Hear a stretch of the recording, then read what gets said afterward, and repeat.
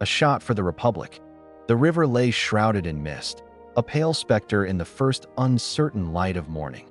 The air was damp and chill, heavy with a silence so profound it seemed the earth itself held its breath. Upon the clearing the ground had been measured, the pistols made ready, and the small company of men stood in grave expectancy. Patrick Henry drew his cloak closer about his frame, for the cold of his years pressed on him more than the cold of the hour. Yet in his breast the old fire was not quenched.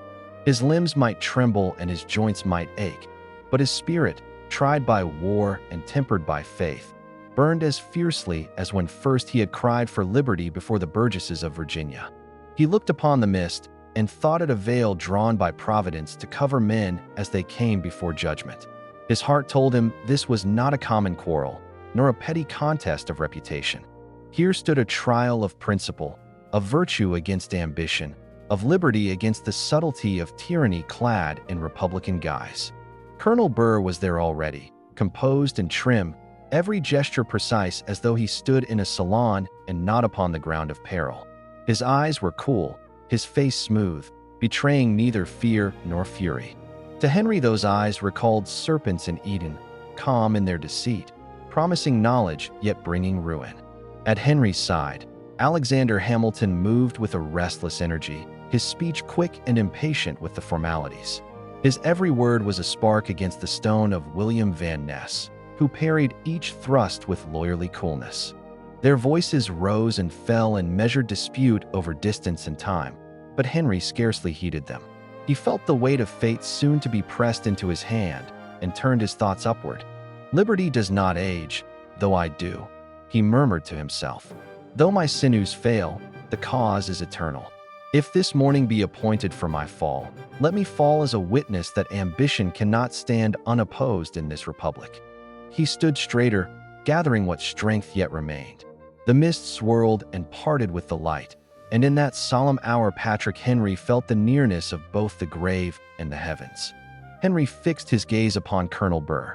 The man stood with an unnatural ease, as if his honor were a garment lightly donned, to be cast aside when it grew uncomfortable. No tremor betrayed him, no flicker of unease crossed his countenance. Yet Henry saw beneath that composure the unslaked thirst of a spirit that sought dominion over men, not service to them.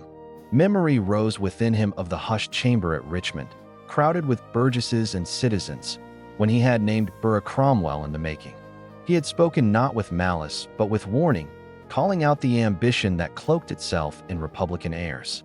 The hall had fallen into murmurs, half in awe, half in fear, that an old patriot should dare accuse so prominent a man. Burr's eyes had fixed upon him then, cold and unblinking, like a drawn blade. Those same eyes now regarded him across the field. Henry's heart stirred with the old certainty that words, though sharp, may not always suffice.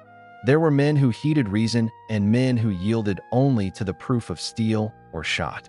He prayed this day might yet confirm his speech of that past season, sealing it with blood if Providence so required.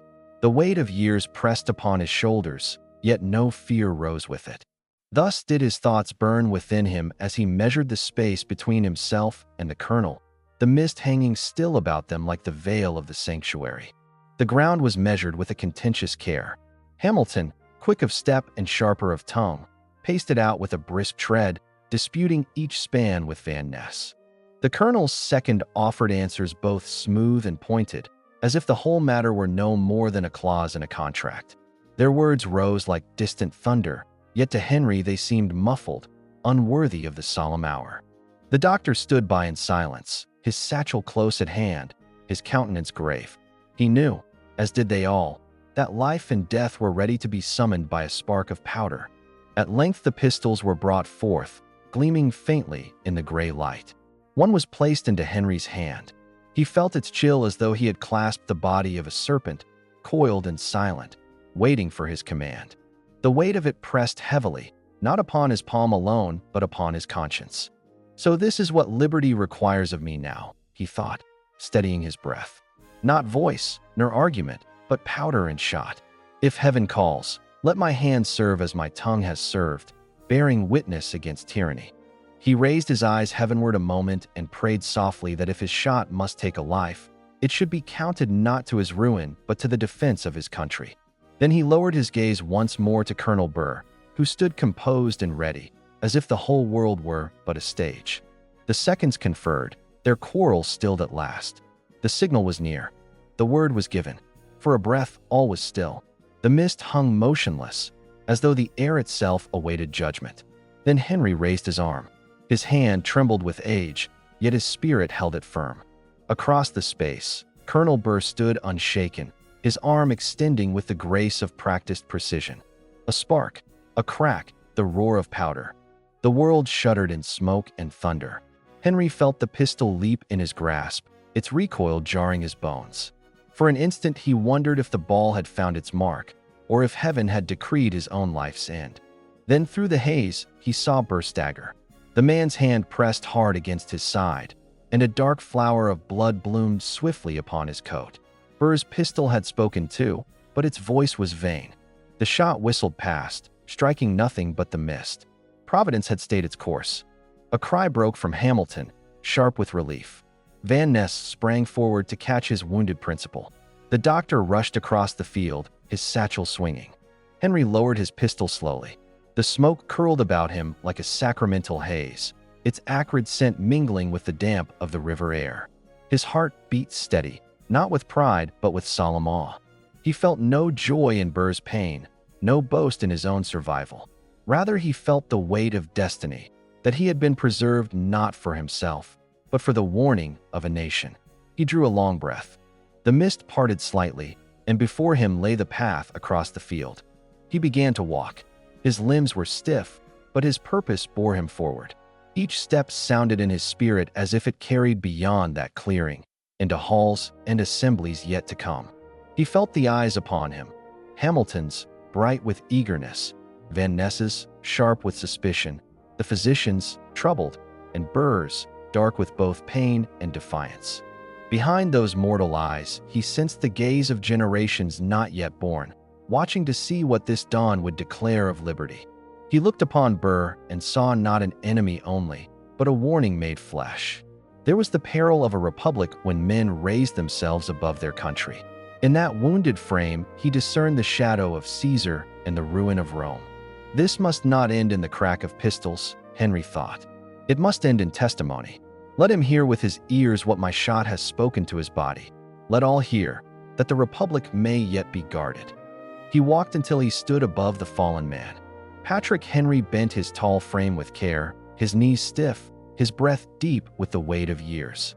He came near to Colonel Burr, who lay pale and silent upon the earth. The physician pressed a cloth against the wound.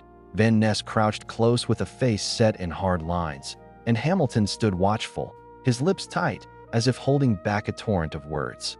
Henry's eyes shone with the same fire that had once filled the hall at Richmond. His voice rose, strong not with the heat of anger, but with the gravity of a final pronouncement. Mark this, Colonel Burr. A nation may endure kings and armies, for these are enemies known and named. It cannot endure men who love themselves more than liberty. Such men are Caesars in disguise, and their ambition is more perilous than the sword. You are wounded. Let that wound be your tutor. As long as I draw breath, I shall oppose every Caesar who would rise in this republic. He passed from the field into the gathering day, leaving upon the ground not triumph, but testimony.